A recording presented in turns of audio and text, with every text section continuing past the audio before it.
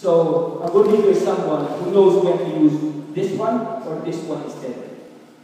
Are we clear? Pero, sa pinag-usapan natin ay leader is open-minded. How do you implement open-mindedness in either situation? Siyempre, kapag sa creative thinking at pakikinig ka sa mga opinion or suggestion ng mga tao mo, ipaliwanag mo sila. Pag-usapan niyo, it has to be two-way. Okay, Malu, sa idea mo, ang ganda ng, siyempre, acknowledge. At magaling mag-pass this scripting, ang ganda ng idea mo, acknowledge it. However, let's talk about the pros and cons. Para, what, you give her the chance to think. Ngayon, kung tingin mo yung sa idea is, mas marami ang pros sa pros, kailangan at the end of your conversation, mapapagalito siya, ay, oo nga, no, President, sige, huwag na lang. Let's rocket and take up something else. Yun.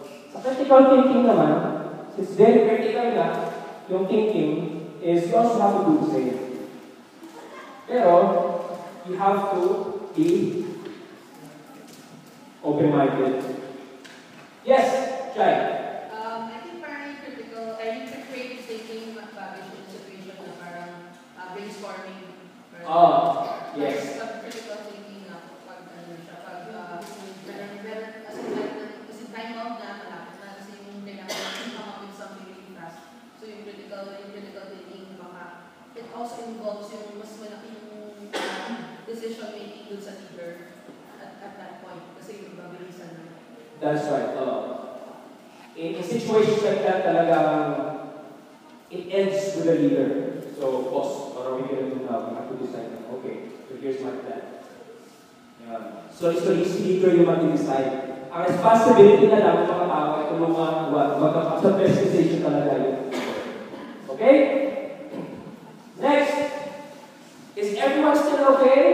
Thank you for your sharing.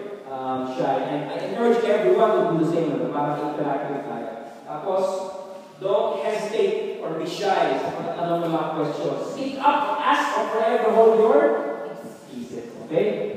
So next, a leader is optimistic but realistic. Actually, meron pong similarity doon sa ano eh. A leader is proactive. But ano yung but doon? But is not tired. Ito rin. A leader is optimistic but realistic. So once again, let's go back to you have to